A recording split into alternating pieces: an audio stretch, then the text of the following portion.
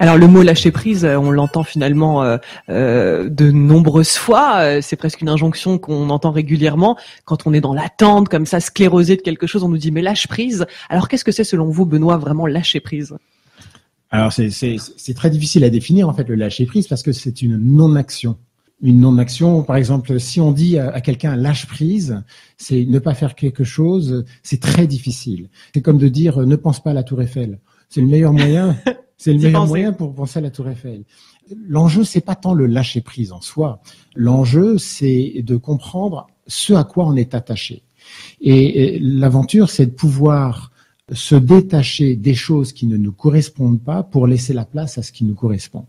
Le lâcher prise, c'est à la fois un moyen et une conséquence. C'est un moyen pour se détacher des illusions de nous-mêmes, des masques, des protections, des statuts qui sont qui ne correspondent pas à ce qu'on est profondément. Mmh.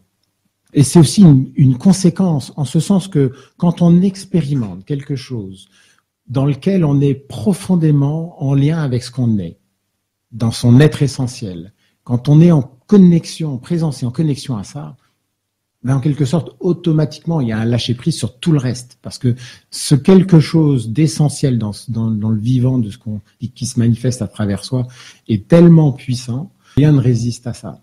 Donc c'est pour ça que le lâcher-prise, c'est à la fois un moyen, je lâche prise sur ce que je ne suis pas pour me connecter à ce que je suis, mais c'est aussi une conséquence. Quand je suis connecté à ce que je suis, ben je lâche prise sur tout ce que je ne suis pas.